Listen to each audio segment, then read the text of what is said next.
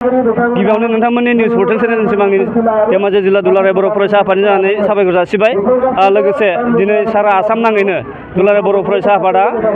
March rally लादों, जोङो हानजा सुरनाय रेलि लादों। बे रेलि हाबाफारि बायदि जोङो गिबियावनो सेथि हाबाफारियाव जोंहा बड'फा उपेन्द्रनाथ ब्रह्मनि मुंख्लं खाम्फायाव जोङो आरो बिबार बावनाय बे हाबाफारिखौ जोङो मोजाङै जाफुंलांबाय। आरो नैथि हाबाफारि हिसाबै जि जोंनि रेलि गोलाव हानजा सुरनाय, बे हानजा सुरनाया मोजां जाफुंलांबाय। आरो आङो जोबोद गोजोननाय मोनदों जे जोंनि बुंहरनाय खावलायनाय लेखा रायजोफोरा रोजा फैनानै जोंखौ लोब फैनानै जेरै हाबाफारियाव मदद खालामफैबाय, जाफुंसार होफैबाय। बिनि थाखाय आं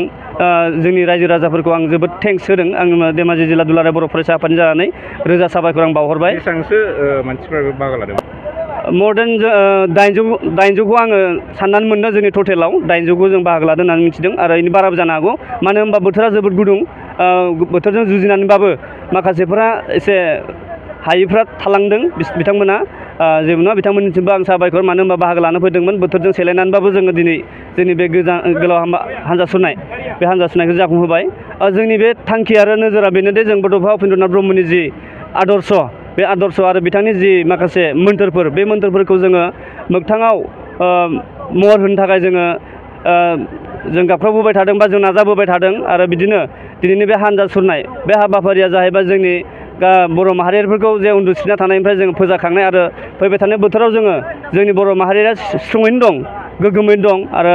बर' कमिउनिटिया मोनसे भाइब्रेन्ट बर' कमिउनिटि होननानै जों सिनायजायो। इन्टारनेसनेल नर्थ इस्टआवनो जोङो बर' कमिउनिटिया भाइब्रेन्ट होननानै जों सिनायजायो। बे हिसाबै जों स्ट्रङै दं। आरो मोनसे सोरखारनिसिम जों मोनसे मेसेज दिनै होदों जे जोङो जोंनि मोननांगौ दाबिखौ जों मोनफुङाबा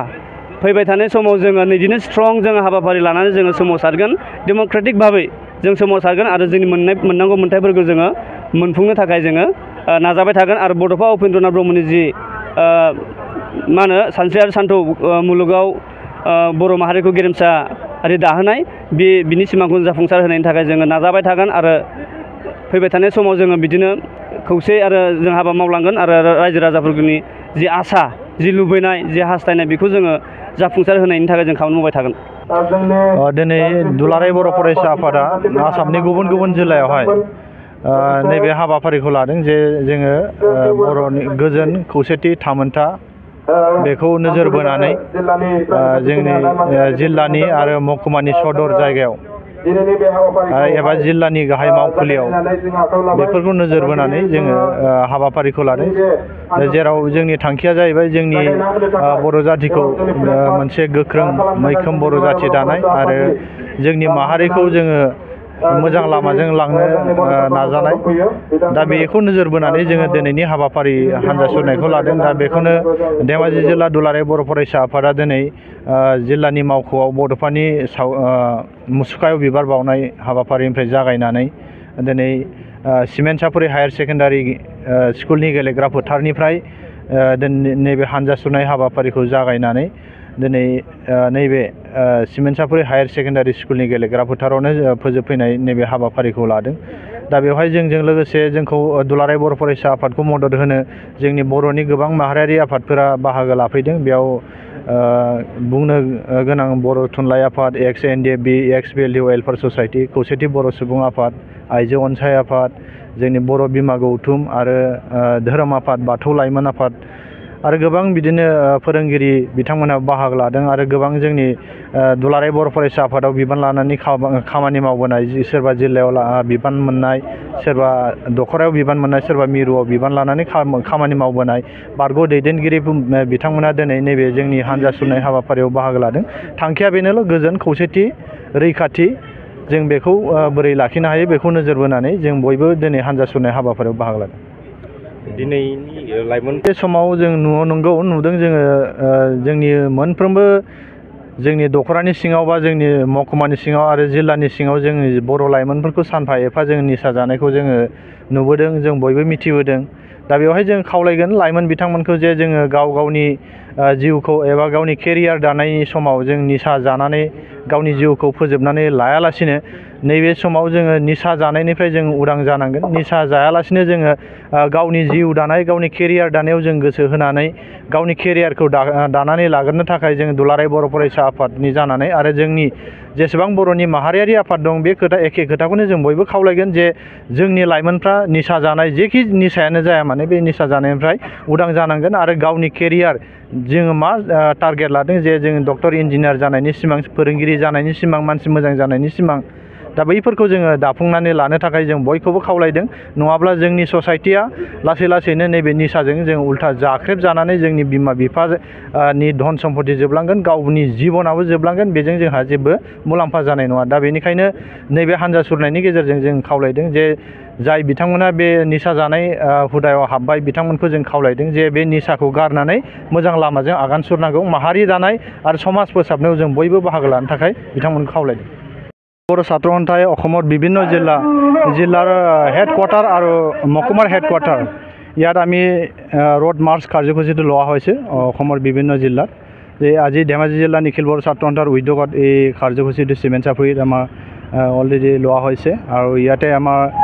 বিভিন্ন গাঁৱৰ পৰা আৰু বিভিন্ন দল সংগঠনে আমাক সহায় সহযোগ কৰিছে ইয়াত আমাৰ গাঁৱৰ পৰা ৰাইজে প্ৰায় 1000 মান ৰাইজে আমাক আহি পেলাই আজি ৰোড মাৰ্চত হেল্প কৰিছে মদত কৰিছে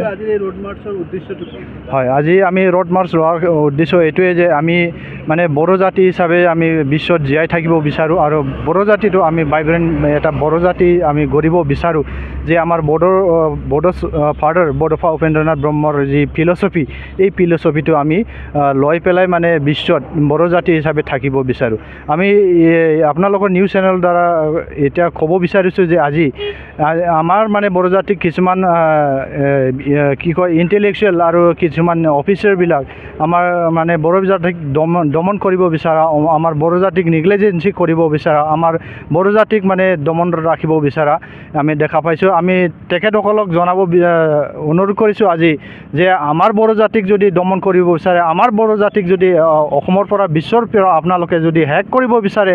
আমি কিন্তু ৰৈ নাথাকোঁ আমি বড়ো জাতি হিচাপে বড়ো জাতিয়ে আমি গৈ থাকিম আগুৱাই গৈ থাকিম আমি ইয়াত দেখা পাইছোঁ আমাৰ মানে আমি বিভিন্ন দল সংগঠন হয় আমি কেতিয়াবা চৰকাৰক ডিমাণ্ড কৰোঁ যে আমাৰ স্কুলবিলাকত শিক্ষক নাই আমি শিক্ষক খোজোঁ শিক্ষক নিদিয়ে আমাৰ শিক্ষকবিলাক ট্ৰেন্সফাৰ কৰিব লাগে ট্ৰেন্সফাৰ নকৰে কিতাপ লাগে কিতাপ বিচাৰোঁ কিতাপ নিদিয়ে স্কুলৰ বিল্ডিং লাগে বিল্ডিং নিদিয়ে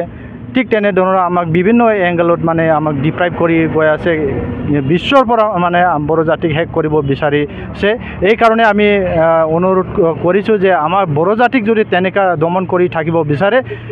নেক্সট পৰ্যায়ত আমি ইয়াতকৈ আৰু বেছি কি ভাইব্ৰেণ্ট হিচাপে ষ্ট্ৰং হিচাপে আমি বিভিন্ন দল সংগঠন বড়ো জাতিৰ দল সংগঠনে লগ লাগি পেলাই আমি উত্তৰ দিবলৈ বাধ্য হ'ম আজি আপোনালোকে এপছৰ লগত আৰু কোনোবা হয় আমাৰ আজি এপছৰ লগত আমাৰ ধেমাজি জিলা হিচাপে ধেমাজি জিলাৰ যিমানখিনি বড়ো জাতীয় দল সংগঠন আছে বড়ো সাহিত্য সভা UBPO x NDFB x NDFB আৰু এক্স BLT আবুফ আৰু আমাৰ ধৰ্মীয় বাথৌ ব্ৰহ্মধৰ্ম সৎসংগী আৰু ইয়াতে আছে বড়ো ভীমা গৌতম আৰু BPCC সকলো দল সংগঠন আৰু ইণ্টেলেকচুৱেল মহলে আমাক হেল্প কৰিছে আৰু ইয়াত আমি দেখা পাইছোঁ আমাৰ যি ব্যক্তিসকলে আমাৰ আঞ্চলিক এপছু আৰু জিলাত দায়িত্বভাৰ লৈ পেলাই এতিয়া দায়িত্বৰ পৰা অব্যাহত লৈ আছে তেখেতসকলে এই প্ৰগ্ৰামত আহি পেলাই আমাক উৎসাহ যোগাইছে থেংক ইউ